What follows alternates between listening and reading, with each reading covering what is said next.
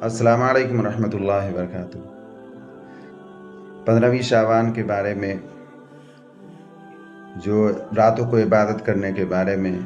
یا دن کو روزہ رکھنے کے بارے میں جو ہے وہ 17 صحابہ سے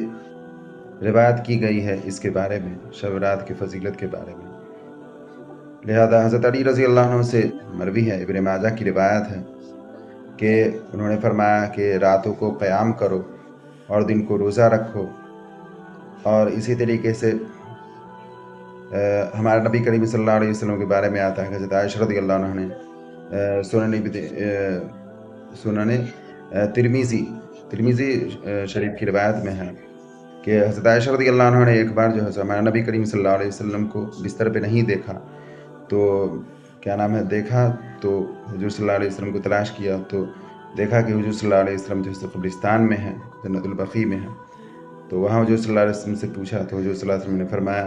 کہ یہ رات جو ہے تو شب برات کی رات ہے، شب برات ہے، یعنی اس رات میں اللہ تبارک و تعالیٰ جو ہے بنی کلب کے بکریوں کے برابر اللہ تبارک و تعالیٰ بخشش فرماتے ہیں۔ تو بہرحال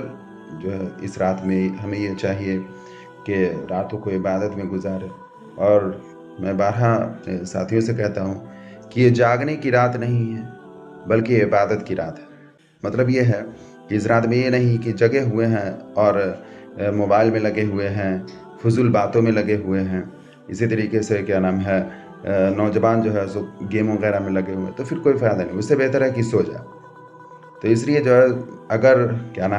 اس رات میں کچھ کرنا چاہتے ہیں تو تلاوت کرے، نماز وغیرہ میں وقت گزارے، دعا میں وقت گزارے، دعا بہت زیادہ قبول ہوتی ہے، لیکن اسی طریقے سے درود شریف ہے، ذکر و اذکار ہے، اس میں جو ہے وقت گزارے، صلاۃ تسبیح پڑھے وغیرہ وغیرہ، اور دن میں جو ہے روزہ رکھے۔ ہمارے نبی کریم صلی اللہ علیہ وسلم نے فرمایا، ترمذی کی روایت ہے کہ رمضان کے بعد سب سے افضل روزہ وہ 15ویں شعبان کا روزہ ہے، چونکہ استقبال کی وجہ سے رمضان کا استقبال ہے، تو اس وجہ سے اس کو افضل بتایا گیا۔ تو بڑی فضیلت کی بات ہے اور باضابطہ روایت سے ثابت بھی ہے، تو روزہ رکھیں۔ اور بعض روایت میں آتا ہے کہ 1 سال کے اللہ تبارک و تعالیٰ گناہ معاف فرما دیتے ہیں۔ تو اس رات میں جو ہے سو عبادت کریں، اور بتایا گیا کہ اس رات میں کچھ لوگ ایسے ہیں جن کی دعائیں قبول نہیں ہوتی، تو وہ کون لوگ ہیں؟ تو وہ شرک کرنے والا جس کی دعا قبول نہیں ہوتی ہے، اس کے علاوہ اپنے پیجامہ یا شلوار کو ٹخنوں سے نیچے لٹکانے والا، اس کی بھی دعائیں قبول نہیں ہوتی ہیں۔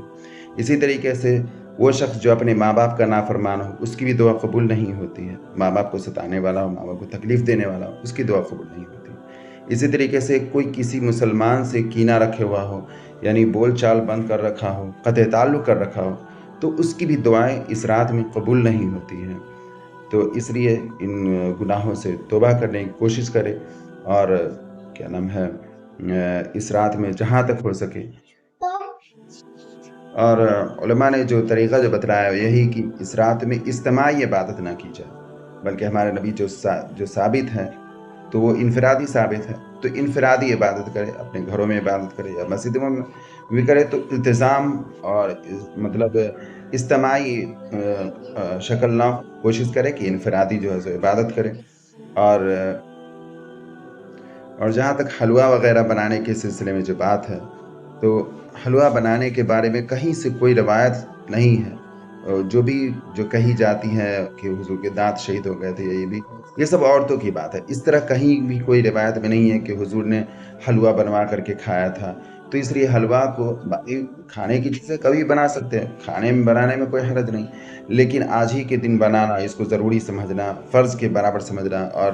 جو نہ بنا اس کو جو ہے سو غلط سمجھنا، میرے بھائی یہ سب جو ہے سو بدعت ہے، غلط ہے۔ تو کہیں کسی بھی کتابوں سے ثابت نہیں ہے۔ اس کے علاوہ یہ ہے کہ مستورات سے، خواتین حضرات سے یہ گزارش ہے کہ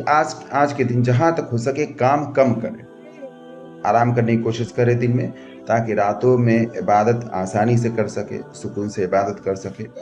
تو اللہ سے دعا، اللہ ہم سب کو عمل کی توفیق دے۔ دوسری چیز یہ ہے کہ دعا میں اپنے ہمارے فلسطینی مسلمان بھائیوں کے بارے میں، اور جو ہمارے ملک میں جو حالات چل رہا ہے مسلمانوں پہ، اس کے بارے میں جو ہے دعا کرے۔ السلام علیکم۔